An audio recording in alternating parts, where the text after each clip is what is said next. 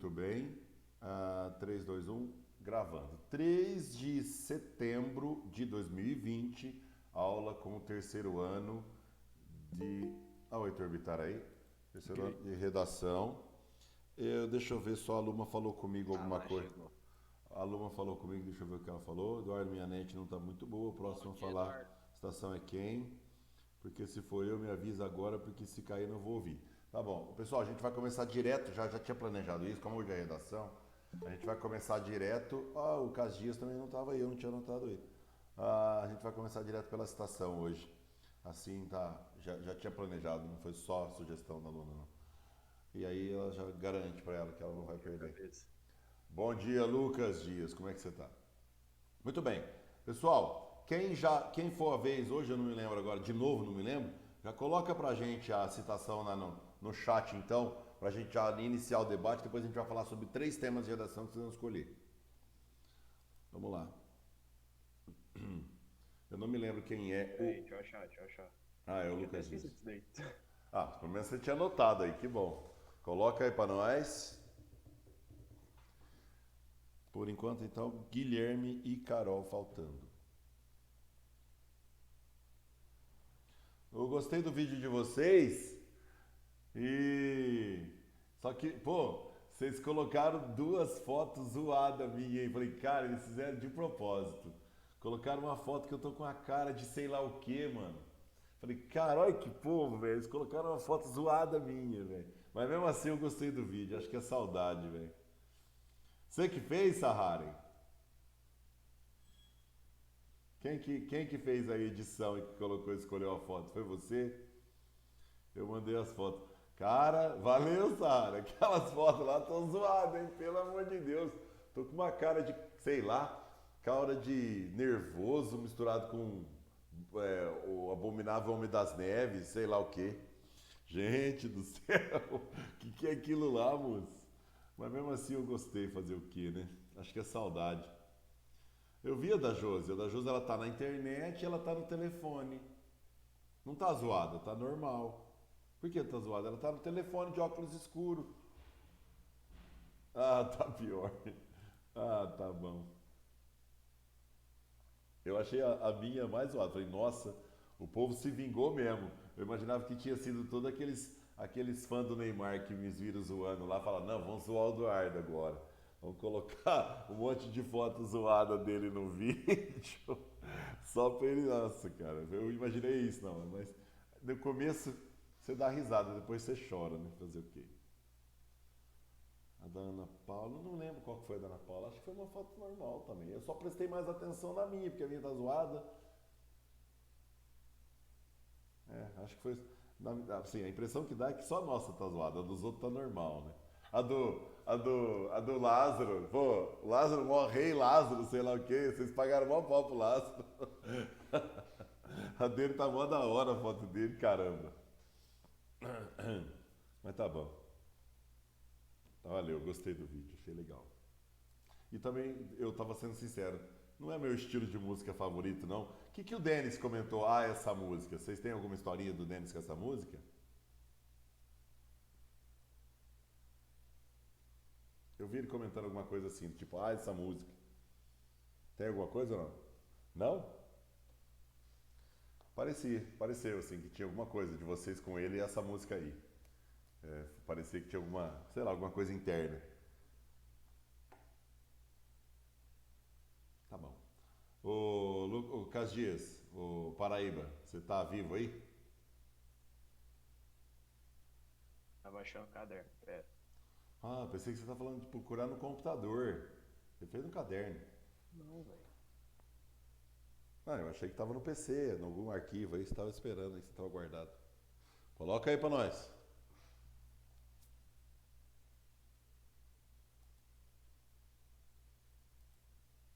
Não tá não, só pra garantir que eu tô gravando a aula, porque da semana passada, no primeiro ano, eu esqueci de gravar. Entrei num assunto com eles aí, engajei no assunto, esqueci de gravar. Depois eu falei no final da aula, gente, deixa eu parar de gravar a aula aqui, que já deve ter ficado muito grande o vídeo. Fui lá clicar, não tava gravando. Bicho burro. Anta, professor Anta. Muito bem, estamos todos pacientes aqui. Espero que internet da Luma esteja aguentando aí, ela tá aqui ainda. E esteja tudo bem pra gente ouvir. Aqui, ó, a gente lê. Que o Paraíba coloca pra nós aí, Paraíba. Vai, Paraíba. Aqui. A razão sempre existiu, mas nem sempre numa forma razoável. Karl Marx. Olha, essa abre pra muita coisa, cara. Exatamente. A razão sempre existiu, mas nem sempre numa forma razoável. Caramba! Não, eu vou deixar vocês falarem primeiro. Digere aí, pessoal. Digere aí. Vê o que vocês colocariam. Onde se encaixaria essa citação do Cageiro? Eu sei que em muita coisa. Então, ó, já pode levar para dois lados, tanto para positivo quanto para negativo isso aí. Sempre de uma forma razoável. O que vocês colocariam? Posso escolher alguém? Deixa eu escolher alguém para ver o que falaria. Eu vou escolher. Vou jogar a batata quente, hein? Ó, tô jogando a batata quente onde um lugar promissor, hein? Um cara que eu acho que ia mandar bem. Gabriel Andrew. Gabriel Andrew, o que você faria com essa citação do Karl Marx? Acho que, se eu não me engano, é a primeira vez que aparece Karl Marx nessas nossa brincadeirinha aqui, né? Acho que não tinha aparecido Karl Marx ainda não. Legal. É bom diversificar. Eu não gosto muito do Paraíba não, mas ele mandou bem. Ai, cara, mandou bem. Colocou um cara que não tinha aparecido ainda. Legal. E que é conhecido, que é notório. Ou seja, que todo corretor, né, não vai precisar pesquisar nem nada, vai conseguir, vai acreditar, vai dar crédito sem conferir nem nada. Gabriel Andrew está trabalhando aí o pensamento dele. Ele deve estar redigindo uma redação no chat para nós aí, para descobrir, para a gente ver onde que ele colocaria essa citação. Quem mais estiver pensando, pode falar também. A Luma, vou aproveitar que a Luma está aqui, que ela está com a internet ainda que tá perambulando, mas tá boa. Luma, fala para nós também. O que você ia colocar? Onde você ia usar? Isso. Oi, beleza, já sabemos que você está por aí. Diga onde você usaria também. E é que o Gabriel Andrew, ele é um cara que ele precisa de um pouco mais de tempo para fazer. Ele deve estar elaborando um negócio muito, muito rebuscado lá.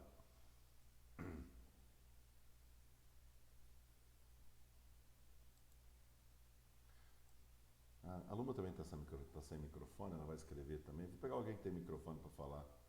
Deixa eu escolher.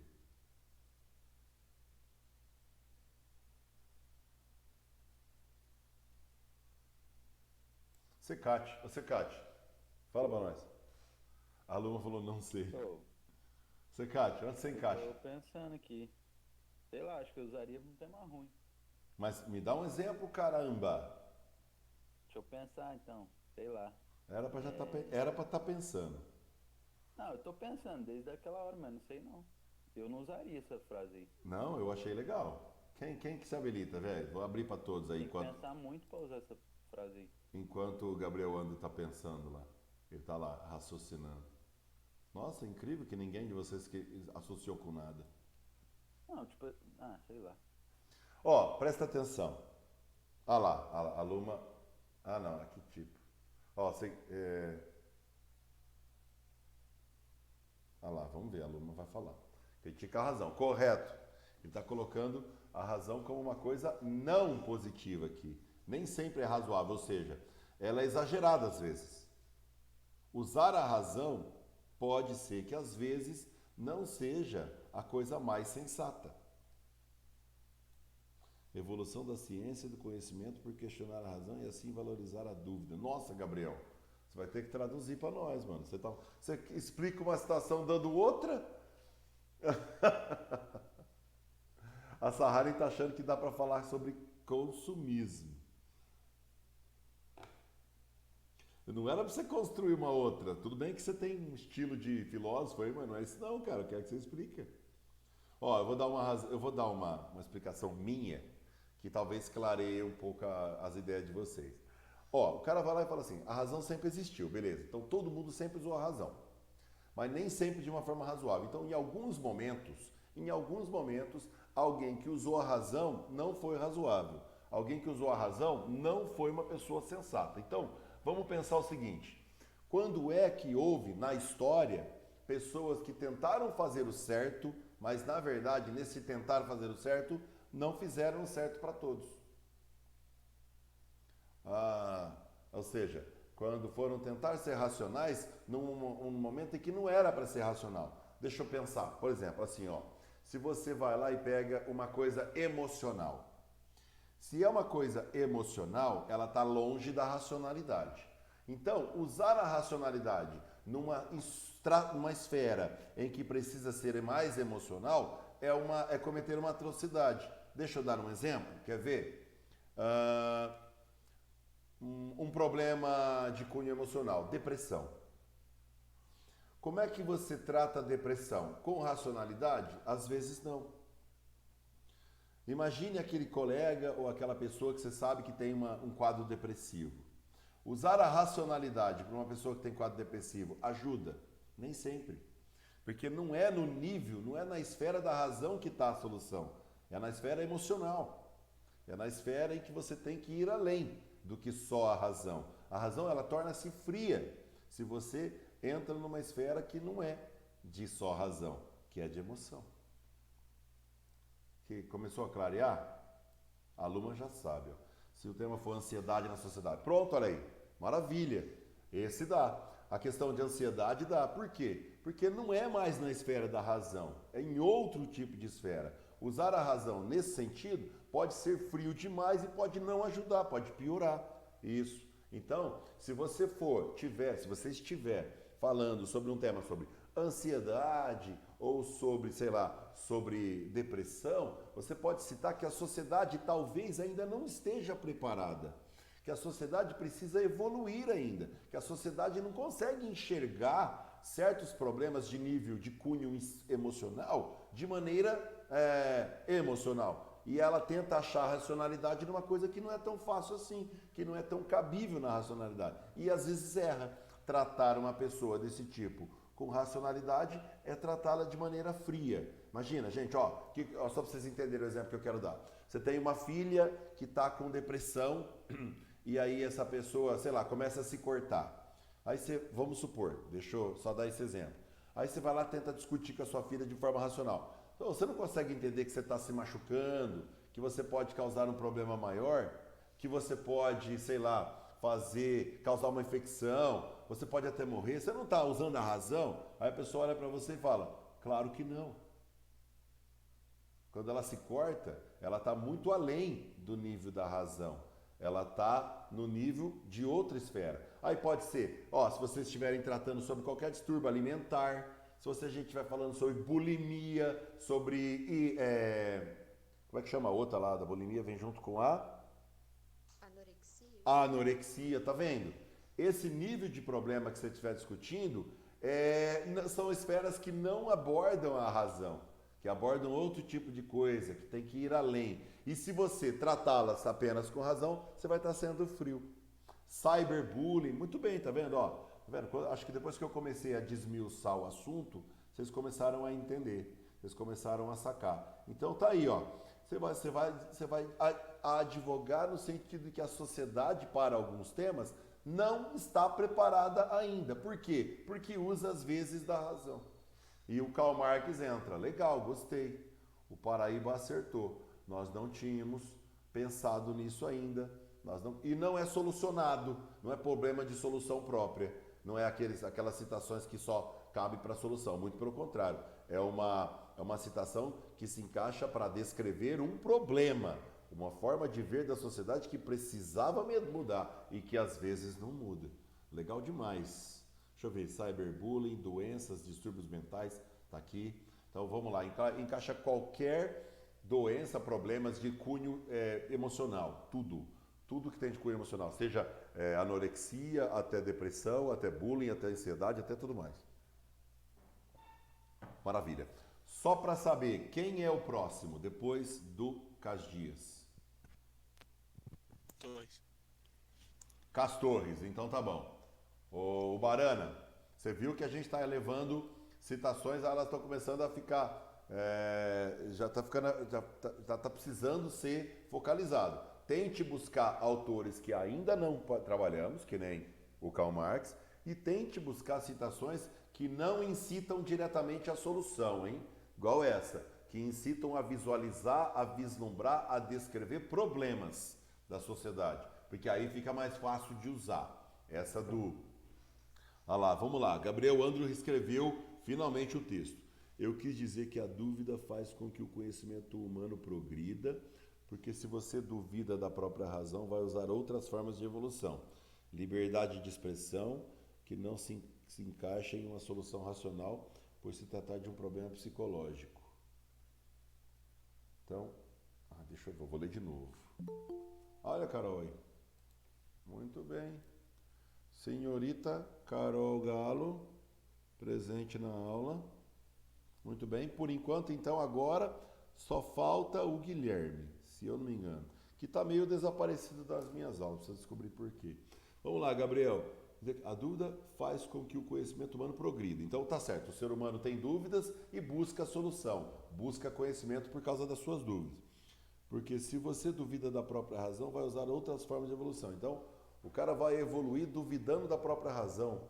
Tem alguma corrente iluminista às avessas? Estou tentando ver aqui. Eu não sou o melhor. Quem vai ser o melhor para falar sobre isso com vocês vai ser o Elião, né? Que seria assim, os contra-iluministas, né? Chama empirismo. Legal. Então, os caras... empirismo que é baseado na experiência, né? Tá certo. Então, eu não conheço muito bem isso. É um assunto, claro, para vocês discutir com o Elião ou até com o Torrano. Talvez ele consiga. Porque aí o ser humano está buscando evoluir, abandonando a razão. O que lembra do Auguste Comte e esses caras do humanismo, eles eram extremamente racionais, né? Eles abandonavam a igreja e tudo mais. Então, me senti 70% mais burra depois desse comentário. O Gabriel Andro está causando problemas na cabeça dessa área. Que está indo contra, tá certo? Então, contra o quê? Contra a corrente humanista? Que está indo contra essa corrente da razão, os iluministas? Acho que sim.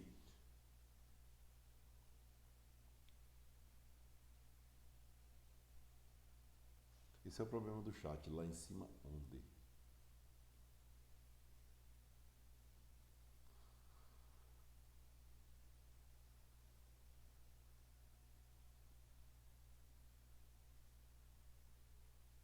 Não sei. Não sei se alguém puder traduzir o da Luma aí. Liga o microfone e fala comigo, Luma. Você não tem microfone? Ela falou assim, ó. Se eu citar um iluminista e falar que está indo contra, tá certo. Citar um iluminista e citar que ele está indo contra o... Contra o quê?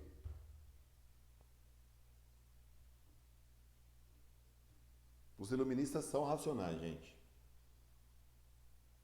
O iluminismo é a teoria que leva em consideração a razão, tá bom? Tá pensando no tema ansiedade. E falar que o iluminista está contra a questão de só elevar o emocional, aí pode até ser, sim. Se você está falando da ansiedade e coloca um iluminista, sim, entendi.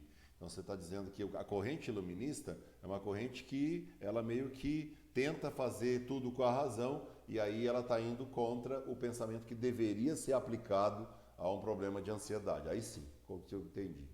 Pode ser uma contra-argumentação, que eu não recomendo muito não, tá? Eu não recomendo contra-argumentação de sentido nenhum. Eu prefiro que você sempre vá para o mesmo lado, advoga só de um lado, não precisa mostrar que há outro lado, não. Mostra só o que você quer, que é mais seguro, tá bom? Beleza. Muito bem, pessoas. Feito isso, Lucas Torres para a próxima aula. Agora eu vou abrir para a gente votar. Vocês têm 3 temas de redação hoje. Uma sobre piada, acredite, é isso mesmo. Redação sobre piada. A outra sobre... esqueci, acabei de ler, caramba. Sobre proibições em geral. O governo tentando proibir. Proibir o quê? Proibir fumo, proibir bebida, proibir isso, aquilo, entendeu? controlar a situação de sociedade com proibições. Essa é outra. E a terceira seria... Esqueci. Ai, caramba, vamos lá. Vou transmitir tela aqui para vocês, para a gente ir lá ler. Assim a gente escolhe. Qual que é a terceira mesmo? Vamos lá. Essa aqui é sobre piadas. Vou ler para vocês. É meio inusitado, caiu na Mackenzie, olha só. Redige uma dissertação desenvolvendo um tema comum aos textos. Ó, ele nem dá aquela frasezinha para ajudar igual ele deixa você entender sozinho. Ó. A divisão de atitudes em relação à língua pode ser observada nas discussões acerca do politicamente correto. Como essa expressão assumiu conotações desfavoráveis, talvez seja necessário outra, mais neutra, como conscientização social, para a referência à ideia de que a língua tem implicações muito fortes. De fato, é verdade que houve nos Estados Unidos um declínio da ocorrência de piadas de sogra e de irlandês nos últimos anos. Mas é difícil saber se isso se deve a uma mudança de atitude ou à existência de um controle explícito sobre a língua e as circulações das piadas. Olha só, ele não sabe se dizer se as piadas de irlandês e de sogra diminuíram porque há um controle de piadas ou se foi a sociedade que mudou. Texto 2. O humor étnico pode ser usado como defesa ou uma espécie de autopromoção por representantes do grupo-alvo. O falecido presidente Kennedy era um grande contador de piadas de irlandês. E o ex-governador de Nova York, o Mario Cuomo, que deve ser o pai do Andrew Cuomo, lá que a gente ouve falar direto na pandemia, lá, que ele é o governador de Nova York, lá, o filho dele deve ser. Da mesma forma, gostava de criar piadas de italiano. O humor étnico joga com as incongruências entre as subculturas e a cultura dominante. Ao fazer isso, esse tipo de humor geralmente proclama e reforça essa última, servindo assim à sociabilidade da comunidade como um todo. Então, ele está falando sobre a questão das pessoas usarem a piada. Depois, não é necessário nem desejável promulgar códigos e regulamentos que eliminem um determinado tipo de humor, porque algumas pessoas ou grupos se dizem ofendidos por causa dele. O castigo àquele que conta uma má piada é o ouvinte simplesmente não rir, não demonstrar divertimento. Se a piada tiver efeito negativo, a sessão se interromperá imediatamente. Gente, quando eles criaram esse tema aqui, lá no Mackenzie, que não está escrito aqui qual é o ano que foi criado, eles não sabiam a proporção que isso ia causar. Hoje, nossa, tem mais um texto do Gabriel Anda aqui, eu vejo daqui a pouco. Gente, hoje, essa questão da piada e do humor se tornou muito mais delicado do que era nessa época aí.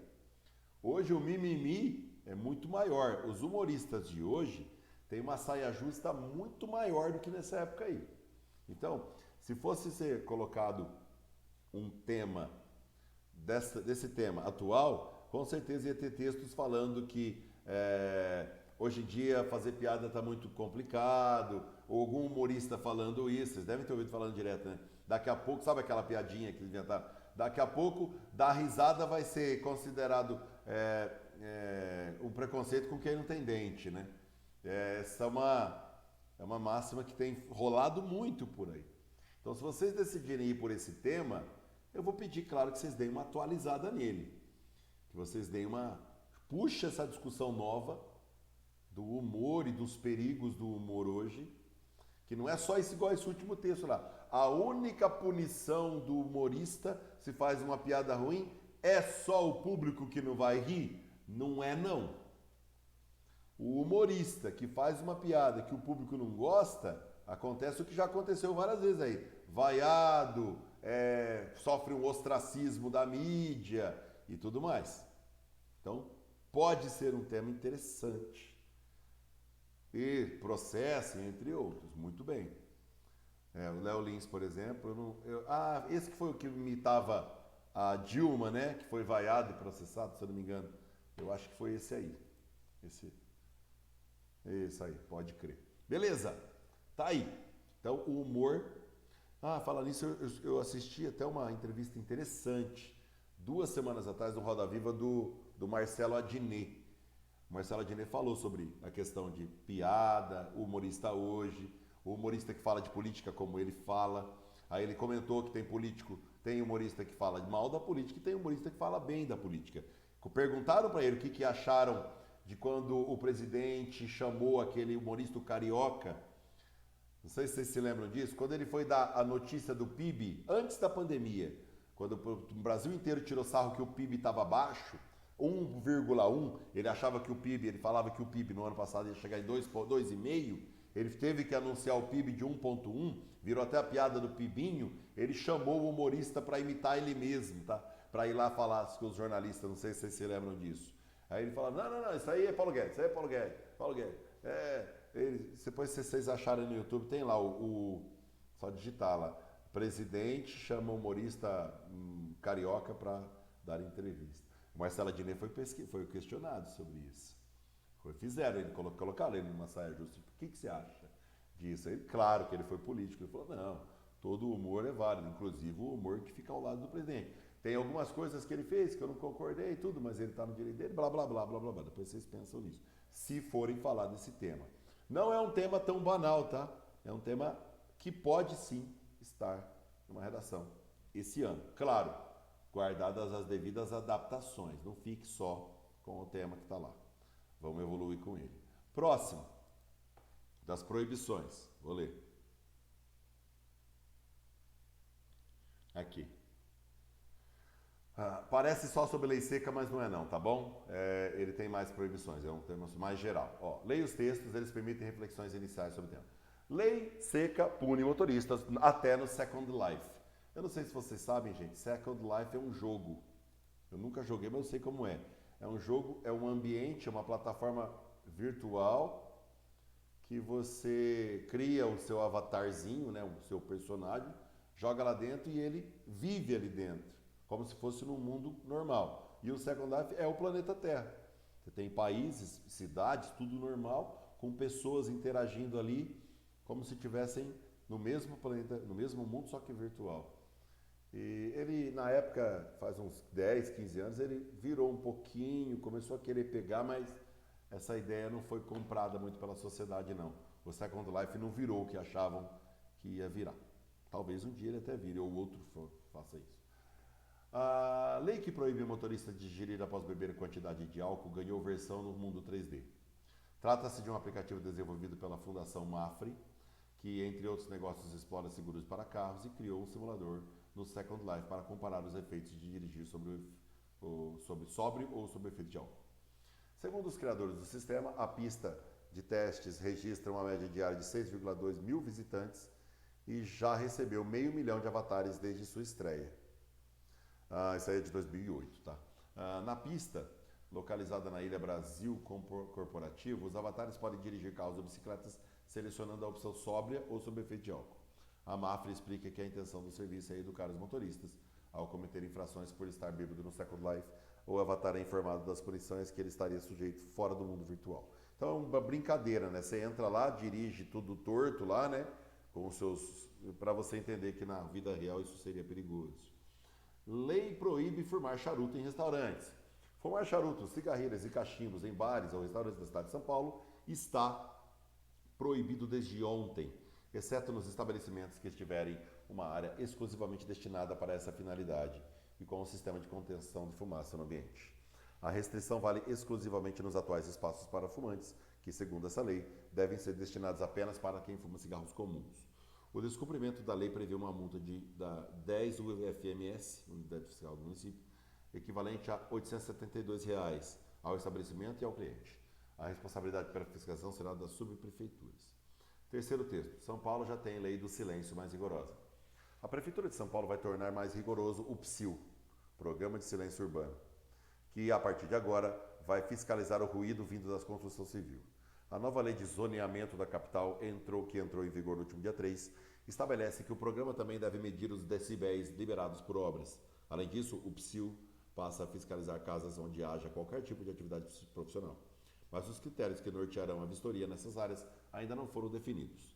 Proposta. Redige um texto dissertativo em que você discute a ideia de proibição como forma de organizar a comunidade. É isso aqui que você vai discutir. Então não é só lei seca, não é só fumante, não é só barulho. Proibições de um modo geral. e os efeitos disso na vida dos cidadãos. Tá aí, gente. Então, proibições em geral. Cuidado para não tangenciar tema. Se você falar só da lei seca, você tangenciou tema. Se você falar só do cigarro, tangenciou tema. Se você inventar outra proibição qualquer, você vai tangenciar. Tem que falar sobre todas. Ah, eu tenho que citar todas? Não. Você tem que abordar dando exemplos, mas dizer que são exemplos. Mas você tem que abordar, principalmente na tua tese, que são proibições em geral. É o Estado controlando a sociedade, dando multa, dando, sei lá, cadeia, sei lá o quê. Qualquer tipo de punição que o governante vai lá e pense para controlar. Tudo bem? Um tema também interessante. Eu não achei um tema ruim, não. Achei um tema legal. Vamos para a última.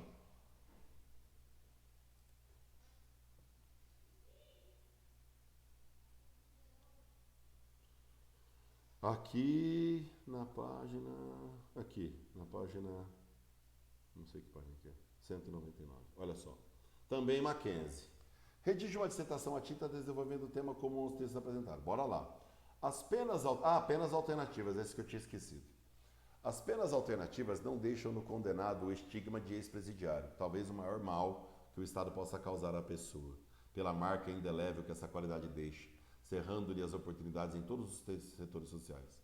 Então, vamos tentar discutir sobre penas alternativas.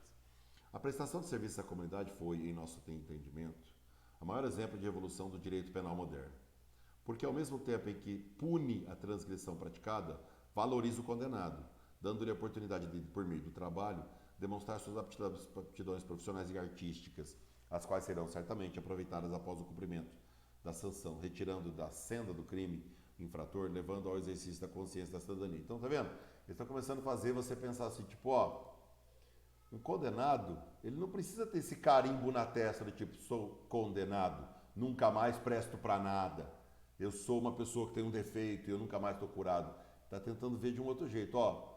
E se eu ensinar ele a trabalhar, e se ele exercer esse trabalho, se essa pena alternativa puder ajudá-lo, na hora que sair dali, tomar um rumo e não cometer mais crime. É isso. Vamos lá. Texto 2.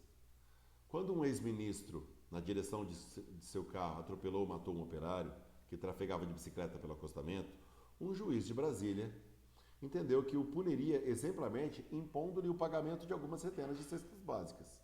Na visão desse juiz, matar a fome de 100 famílias durante um mês compensa a vida de um homem. Estranha lógica. O subjetivismo da pena alternativa permite que, em alguns casos, talvez na maioria, ela seja vista com razão, como um disfarce para a impunidade. E em todos os casos fica para a sociedade a ideia de que a cadeia é só para pobres. Tá vendo? Aqui já tem um texto que está olhando essa pena alternativa como uma... Não, aqui é um disfarce. O cara é poderoso. Ele matou, mas ele não vai ser preso. Por quê? Porque a gente vai disfarçar, a gente vai falar, ó, ele matou, mas olha o tanto de famílias que ele salvou. Uma pena alternativa. Aí, nesse texto, está uma visão negativa. Do tipo, ó, às vezes pode ser um disfarce para a impunidade. Cadeia é lugar para pobre. É o que eles estão... Vamos ver o terceiro texto. Parte do judiciário e também do Ministério Público acha que a pena alternativa estimula a impunidade. Outro texto, essa Vera Miller aqui, também está dizendo bem claramente que acha que é impunidade. E texto 4. Para conceder liberdade provisória a 3 jovens detidos sob a acusação de praticar crimes pela internet, um juiz federal do Rio Grande do Norte determinou uma condição inédita, que os rapazes leiam e resumam a cada 3 meses 2 clássicos de literatura. Tá aí, bem inusitado, né? O juiz vai lá e fala assim, ó, seus delinquentes, vocês não vão ser presos não, vocês vão estudar. Ele quis fazer, como devia ser um crime menor, né? Crime da internet, não era crime contra a vida nem nada, ele deve falar, não vou prender esses caras não, vou fazer eles ter um rumo na vida, vou dar, vai estudar, sua pena é estudar. Então, penas alternativas, sim ou não? Essa proposta, ela deixa esse ponto para você decidir, é bom ou é ruim? E trate de decidir, não vai ficar em cima do muro não. Muito bem, pessoal, qual vai ser? Enquanto vocês pensam, eu vou lá. Se você não deixa uma pessoa se expressar, isso causa problemas psicológicos nas pessoas, até crimes. Porque segundo o psiquiatra Bruno Gamoglia, e se você comprime a opinião de uma pessoa, isso vai causar revoltas e sentimentos que podem possivelmente levar essas pessoas a tomar atitudes atrozes. Ah tá, ele está juntando isso aí com aquela ideia da razão, lá do Marx. Pode sim, Gabriel, pode sim ser associado a essa questão da razão. Você não deixa a pessoa, tá certo. Ó, vamos lá. Mari, proibições. Heitor, proibições. Ronald, proibições. Eu tenho 3 votos. Pode continuar votando.